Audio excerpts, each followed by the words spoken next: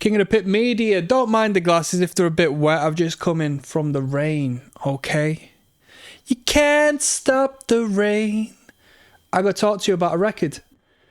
And this record, this album, I think is going to be a good conversation to have regarding as far as the best punk rock album of all time. In the title, I'll probably say the 2000s. Music is subjective, but there's no doubt in my mind, for valid reasons, that people are going to persist. There's going to be multiple people out there in this vast world of music consumerism, yes, where there's a group of people who considers this album the best punk rock album, if not the best album of all time. And we're going to talk about it. If you don't know what we're talking about already, judging on the thumbnail, people, come on, screw your head on. We're going to talk about this. Rancid and Out Come the Wolves. Yes. You have to speak to me on this, because I don't know if I'm going to approach this from a bias of nostalgia. It's going to be a part of my approach. It's going to be a part of my approach. But if you're into punk rock music, hardcore music, I'll even point the finger at the metalheads, the thrashers, and I'll say, if you've not listened to this album before and formulated an opinion, good or bad, you haven't even gone through the gateway, my friend. You've not even gone through the gateway. We're going to talk about Rancid. 19 tracks on this album. Nothing new for Rancid. Debut, Indestructible, and Out Come the Wolves. 19 tracks. Wow. Wealth of material. Is some of it filler? Up for interpretation. I put this record on prior to this discussion so I could pull my thoughts together in relation to what I was going to speak on. On the Reaction channel, we listened to the debut Rancid record. And as of recent, we listened to Indestructible. The debut didn't incorporate the magic of the ska punk. And Indestructible generally felt like they lost a lot of magic in relation to this album. A lot of filler on Indestructible. Whereas on this album, I would argue that out of 19 tracks, 49 minutes worth of music, this is such a cohesive, well-written, enticing, engaging, gorgeous projection of quality songwriting that I can arguably put this album up there in the top 5 albums I might have ever heard in my life. Is that a crazy statement? The melodies are insane. The energy is insane. If you don't like one song, don't worry, you've got another one coming up in 1 minute's time. The gang vocals, fantastic. Tim Timebomb's performance, fantastic. The storytelling element, you can take it or leave it. You can leave it and just enjoy the melody, because we've got it all. Punk rock drumming, major upbeat tonality, power chord punk rock, good lead lines, guitar solos, and for soloing, therefore adding a melody a la McCartney, Lennon.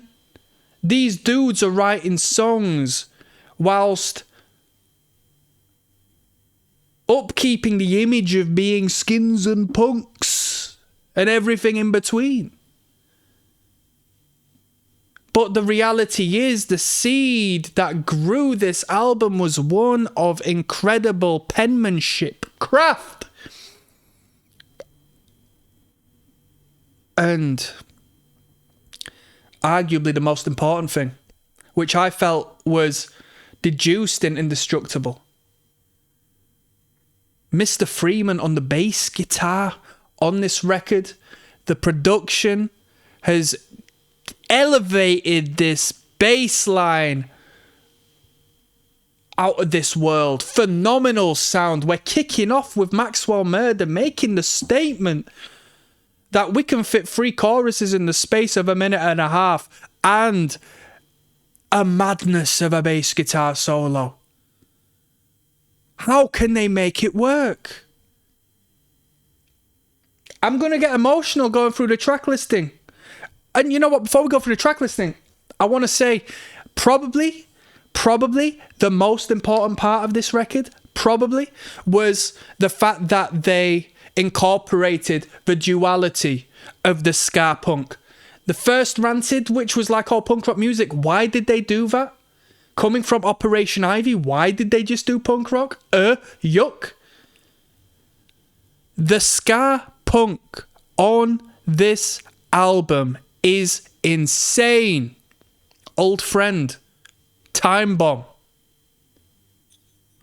Daily City Train. Hit after hit after hit. Less Than Jake tier ska. The Real Third Wave. Oh my God. Is this the master of puppets of punk rock? That's madness. That's a mad statement. We start off with Maxwell Murder. We move on to the 11th Hour. Controversially, I don't think the 11th Hour is worthy of the second track. Personally. We got Roots Radical. Hook Central. Chorus Central. Number 4, we got Time Bomb.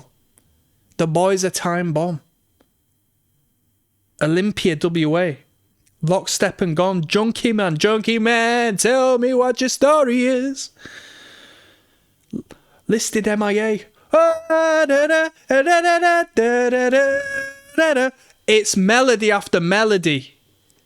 It's unfathomable the degree of magic, the glitter that emanates from this record, the sparkles.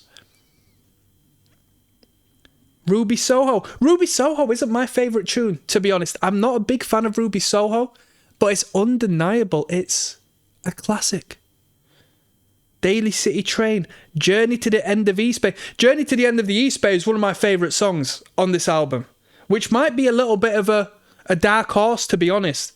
Great bass line, great story, little bit of an emotive value. She's Automatic. It's alright. Old Friend. 10 out of 10. Classic.